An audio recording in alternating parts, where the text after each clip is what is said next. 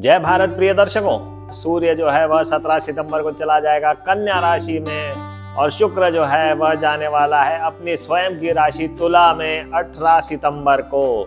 तो बने रहिए इस वीडियो में और अंत तक देखते रहिए कि किस प्रकार से सूर्य, मंगल, बुध, शुक्र आपकी मेष राशि जो है उसके ऊपर इम्पैक्ट डालने वाले हैं। साथ ही साथ आप सभी से निवेदन है कि जो भी प्रेडिक्शंस हम करते हैं वह एक जनरलाइज प्रेडिक्शंस होते हैं। इन प्रेडिक्शंस को आप 100% सही नहीं मान सकते, परंतु जिनकी महादशा अंतरदशा चल रही है सूर्य, मंगल, बुध, शुक्र की, तो उनके ऊपर कुछ न कुछ परसेंटेज यह बिल्कुल सही बैठ सकता है। मैं हूं आपका ज्योतिष मार्गदर्शक ज्योतिषाचार्य आकाश। आप देख रहे हैं नक्षत्र ज्योतिष।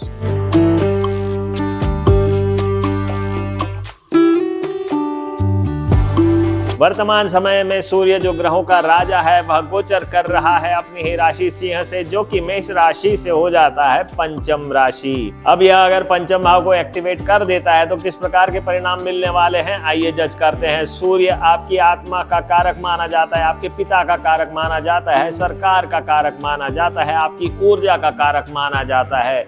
तो क्या परिणाम देगा? सर्वप्रथम तो आपका आत्मबल जो है वह बहुत मजबूत होने वाला है और साथ ही साथ आपको हर प्रकार के सुख सुविधाएं भी प्राप्त होने वाली है। पिता के साथ भी अच्छे संबंध बने रहेंगे, आपकी इम्यूनिटी अच्छी रहेगी, सरकारी तंत्र में भी आपको बहुत सहायता मिलने की संभावनाएं बनती हैं। अगर आप किसी न किसी तरीके से सरकारी तंत्र से जुड़े हैं या सरकारी नौकरी में हैं तो आपके लिए यह समय लाभप्रद हो सकता है, क्योंकि पंचम भाव जो है वह धर्म त्रिकोण का माना जाता है और यह त्रिकोण आपके लिए अच्छा ही करेगा, आपके साथ कुछ बुरा नहीं करने वाला है।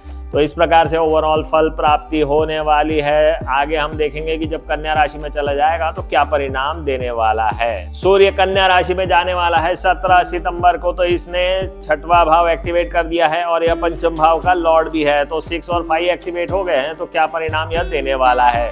सर्वप्रथम तो आपको किसी न किसी प्रकार से ज्वर हो सकता है, क्योंकि 6वां भाव यानी कि रोग का भाव, परंतु सूर्य जो है वह बलवान माना जाता है 6वें भाव में, उसके अच्छे परिणाम पाए जाते हैं। तो यह आपके लिए इम्यूनिटी भी बढ़ाएगा, आपको आत्मबल भी देगा, आपको पिता के साथ अच्छे संबंध भी करवाएगा, सरकारी नौकरी में भी आपको सहायता मिलेगी। आप जहाँ पे है वहाँ आपको अपने वरिष्ठ लोगों के साथ अच्छे परिणाम मिल सकते हैं, उनका सहयोग प्राप्त हो सकता है। प्रमोशन बिल्कुल होने की संभावना यह दर्शा रहा है। पति पत्नी के बीच में थोड़े मतभेद हो सकते हैं, क्योंकि सप्तम से यह द्वादश हो जाता है, परंतु कोई बहुत बड़े मतभेद यह नहीं दर्शा रहा। संतान के साथ भी अच्छे संबंध बने रहेंगे। थोड़े बहुत संतान के प्रति चिंता हो सकती है या संतान को रोग हो सकते हैं, खासकर आंखों से रिलेटेड कोई परेशानी हो सकती है। तो यह तो थे सूर्य के परिणाम। आगे हम जज करने वाले हैं कि मंगल किस प्रकार के परिणाम देने वाला है। अब चर्चा करते हैं मंगल की, जो कि स्वयं मेष राशि का स्वामी है और साथ ही साथ मेष से अष्टम राशि यानी कि वृश्चिक राशि का भी स्वामी हो जाता है। मंगल वर्तमान में गोचर कर रहा है मिथुन राशि से और पूरे महीने भर यह मिथुन राशि में ही रहेगा। तो इसने एक्टिवेट कर दिया है 3रा भाव, प्रथम भाव और अष्टम भाव। अगर 3, 1, 8 एक्टिवेट हो गए हैं तो क्या परिणाम आपको मिलने वाले हैं?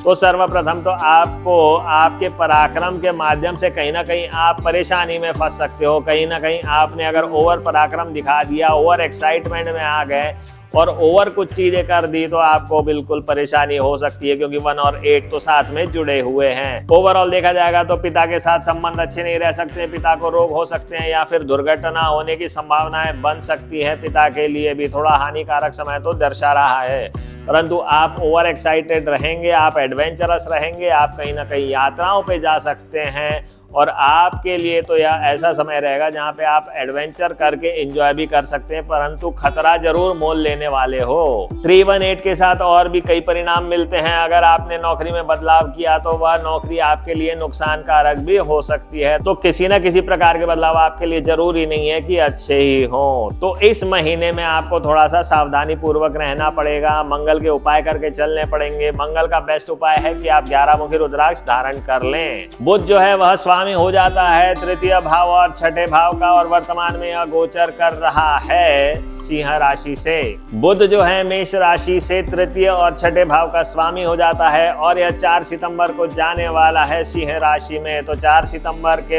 उपरांत यह एक्टिवेट कर देगा, सारे सिंह राशि के परिणाम देने वाला है। तो देखते हैं कि सिंह राशि के क्या परिणाम देगा।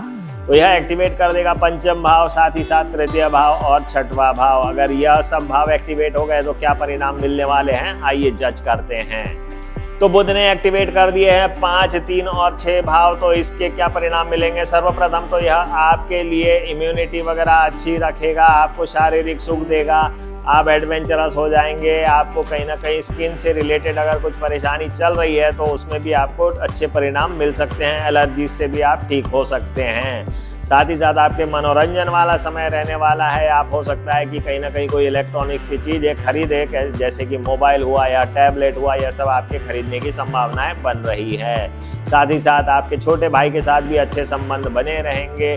लव अफेयर्स के लिए भी यह अच्छा समय माना जाएगा, विवाह के लिए भी अच्छा समय माना जाएगा। साथ ही साथ वैवाहिक जीवन के लिए भी बहुत अच्छा समय रहने वाला है। नौकरी के विषय में देखा जाए तो किसी न किसी प्रकार के परिवर्तन यह दर्शाता है। पिता के साथ जो है आपको सुखानुभूति हो सकती है, उनके साथ अच्छे संबंध रह सकते हैं। संतान के साथ भी अच्छे संबंध रहेंगे।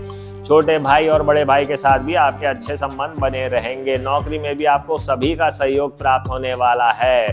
तो ओवरऑल देखा जाए कि 4 सितंबर के बाद तो अच्छा ही समय यह दर्शा रहा है। आगे हम बात करेंगे कि शुक्र क्या परिणाम देने वाला है। अब हम बात करते हैं कि शुक्र जो कि द्वितीय भाव और सप्तम भाव का स्वामी है और वर्तमान में यह गोचर कर रहा है कन्या राशि में, जिसमें कि यह स्वयं नीच का हो गया है। तो इसने एक्टिवेट कर दिए छठवें भाव, सातवां भाव और द्वितीय भाव। अब इसके क्या परिणाम मिलेंगे, आइए चर्चा करते हैं। अब द्वितीय और सप्तम भाव एक्टिवेट हो चुके हैं, साथ ही साथ छठवां भाव भी एक्टिवेट है। तो शुक्र आपको व्यर्थ के खर्चे करवाएगा, किसी न किसी प्रकार से आपको बीमारी दे सकता है कान की, परंतु यह आपको प्रमोशन भी करवा सकता है अगर आपकी शुक्र की महादशा या अंतरदशा चल रही हो, क्योंकि द्वितीय भाव और छठवां भाव एक्टिवेट हो गया है। परंतु 2 और 6 एक्टिवेट हो गए हैं तो भी आपको प्रमोशन मिलने की पूर्ण संभावनाएं यह दर्शा रहा है। वैवाहिक जीवन का सुख भी ठीक ठाक ही मिलेगा, बहुत ज़्यादा अच्छा नहीं कह सकते, बहुत बुरा भी नहीं कह सकते। संतान के साथ भी ठीक ठाक ही समय रहने वाला है। फाइनेंशियली आपको यह समय बहुत स्ट्रॉन्ग बनाएगा। अब चर्चा करते हैं कि यह जब तुला राशि में चला जाएगा तो क्या परिणाम देगा। अब तुला राशि में यह चला गया तो भाई इसने एक्टिवेट कर दिया द्वितीय भाव और सप्तम भाव, यानी कि यह आपकी शादी करवाने के लिए बिल्कुल बैठा हुआ है। और जो जातक विवाह करने की इच्छा रखते हैं उनका विवाह हो सकता है। साथ ही साथ आपके बिजनेस में एक्सपेंशन के लिए भी समय उचित है। आपके घर परिवार में भी वृद्धि के लिए यह समय बहुत अच्छा माना जाता है। जैसे कि अगर आप संतान के लिए ट्राई कर रहे हैं तो संतान के लिए उचित समय रहेगा।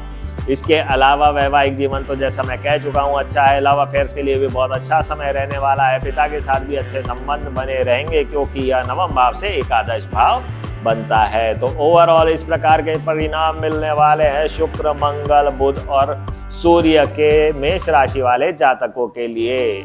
तो यह तो थी जानकारी प्रिय दर्शकों मेष राशि वाले जातकों के लिए सितंबर 2024 किस प्रकार से रहने वाला है। अगर आपके जीवन में किसी प्रकार की कोई समस्या है जो कि ज्योतिष के माध्यम से हल हो सकती है तो मैं यहाँ उपस्थित हूँ आपके लिए। आप मुझसे संपर्क कर सकते हैं दिए हुए नंबर्स पे। साथ ही साथ आपको रत्न चाहिए, रुद्राक्ष चाहिए, यंत्र चाहिए तो आप हमसे संपर्क करें। जो भी वस्तुएं हम भेजेंगे वह सब ओरिजिनल रहने वाली है। तो आज के लिए इतना ही प्रिय दर्शकों, जय भारत।